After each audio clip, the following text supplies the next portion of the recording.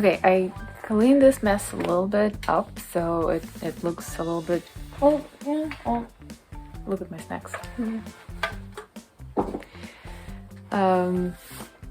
That's my working studio, and it's messy. It's always messy. I'm trying to keep it as neat as I can, but I'm an artist, so it doesn't work all the time. If you don't know me, my name is Galina Marquez.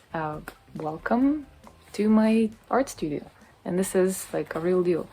I have a corner in the garage. I'm trying to make the best of every square inch that I have.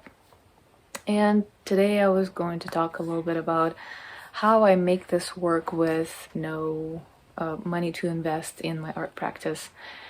How do I manage to make my art practice scrappy and still make it work?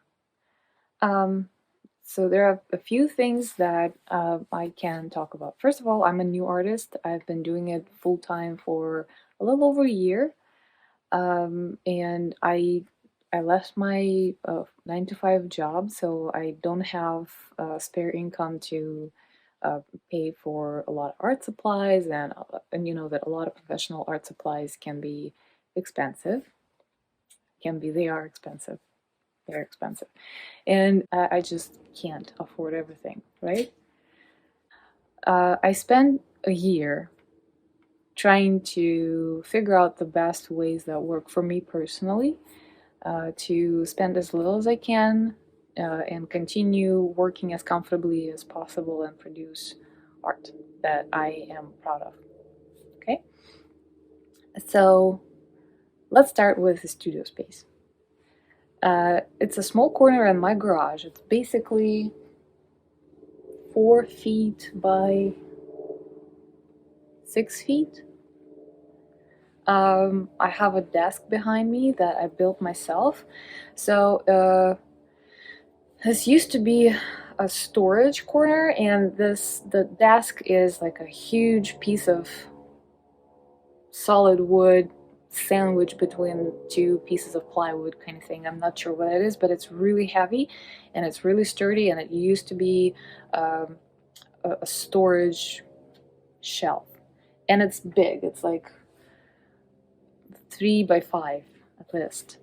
But it was like up to my chest. So, and it was sitting on a bunch of 4 by 4 posts. So I took it off, I painted all behind it, and I basically rebuilt it to the height that I need. I sourced a bar stool on Buy Nothing Facebook, so practically some of the neighbors were, throwing away some furniture, and I picked up the bar stool and I reupholstered it. I used this table as my art table, as my office desk, as everything.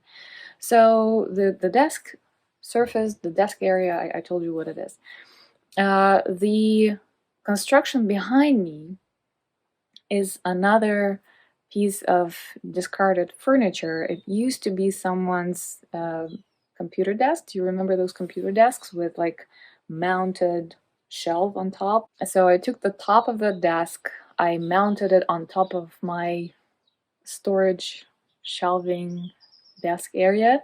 I painted it white, and I use the garden wire, like a mesh wire with, I think it's a 1/4 inch little squares. I'll try to insert the closer shots in this video so you know what I'm talking about, and a bunch of little ass hooks with like paper clips.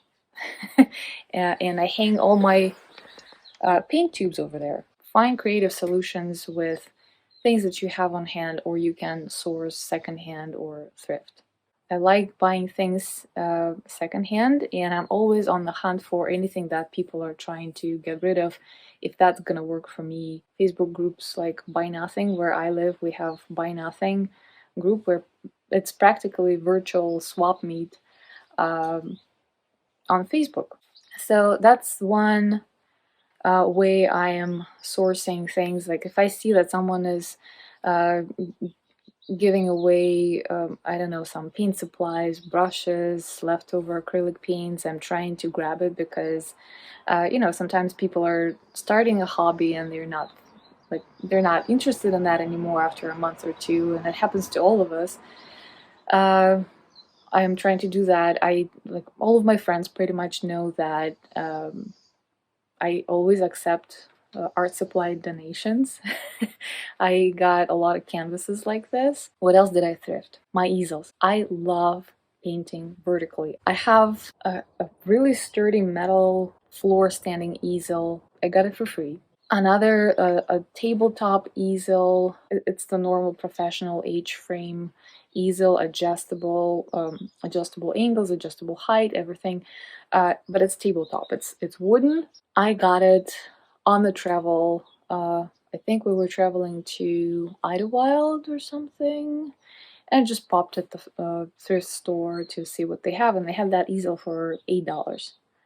And those can be, depending on the quality, they can be anything from $30 to $60. My local Ross, I am not sure if that's true for every Ross store, but they have that corner with kids arts and craft supplies, and sometimes they have pretty good quality 9 by 12 or 12 by 12 canvases that are 1.5 inches thick, gallery quality canvases for like $3 or $5, something like that. So also they have usually a good selection of sketchbooks.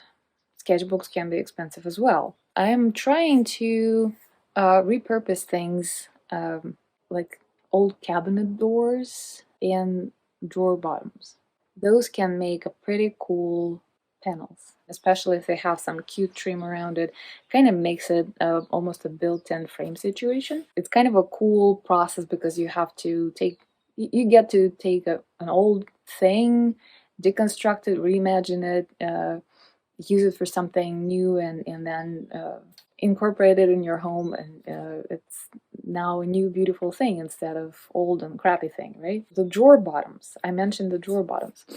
That is a cool interesting thing that I discovered absolutely accidentally. I think those were the drawers that I got my hands onto. So I used the front for just painting on them, but I deconstructed the drawers completely, and they usually come apart very easily. And if you notice, the drawer bottom is made of very, very thin and very smooth plywood. You can remove it very easily, just sand it. I make like a backing out of 1x2, and it becomes a really nice and smooth painting board. At Home Depot you can buy 4x8 sheet of 1/8 of an inch plywood. It's about $11, the whole thing. You can ask guys at Home Depot to cut it to size right there for you. 1x2, which is usually like $1 a piece for a 6-foot or 8-foot long 1x2. I just built a big custom size panels. So I made 3 of them out of 1 sheet of plywood and 5 1x2s that were cut to size for me at Home Depot specifically. So I spent under $20. Oh, one cool thing in my studio that I want to show you guys. It's not going to work for everyone, but I just got lucky. That was an unfortunate situation because during pandemic, one of the local salons was closing, and I happened to know a person who was a manager there. Developer was going to just, remove all the buildings in the block and build something new. They had to move out. So they ended up closing the business and selling every single screw. They had a number of floor standing mobile stations, and they're not designed for artists. Absolutely not. But it's just been working so awesome for me. I love that freaking thing. And I got it for $200. It's on heavy duty caster wheels. The entire front surface and the back surface is the mirror. And on the other 2 ends, there's a storage and the electrical outlet. I couldn't take the mirror out because that thing is just heavy. It's custom built. And it's just impossible. So what I did, I covered the mirror with pegboard, and I bought a bunch of supplies, like a shop hooks for the pegboard. some organization. I can mount the canvas with those hooks and everything to keep them stable on the pegboard completely vertically, or I can just use painter's tape and tape a piece of paper if I'm working on paper. And I have my organization station right underneath where I have all my tools, my palette knives, a basket where I keep a jug of water.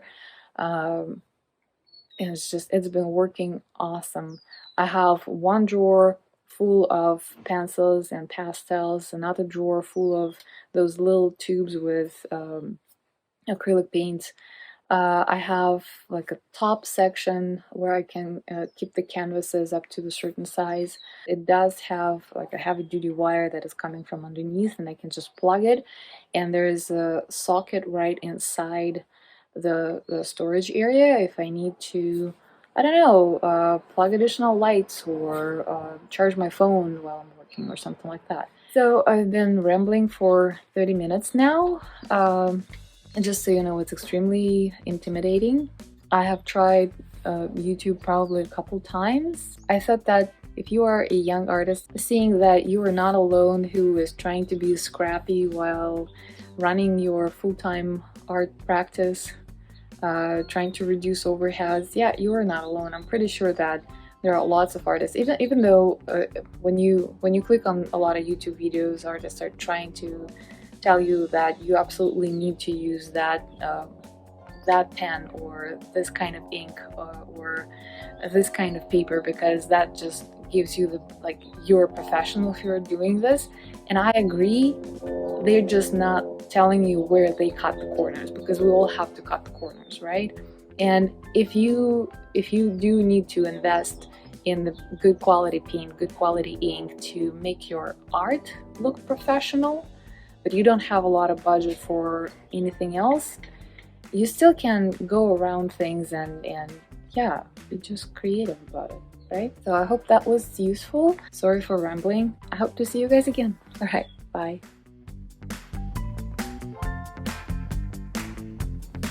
Because I spent a lot of money and I don't really want to, you know, use a lot of it for... Sorry about that. I spent a lot of money and beginning, it's totally viable solution. I'm sorry for the neighborhood noise.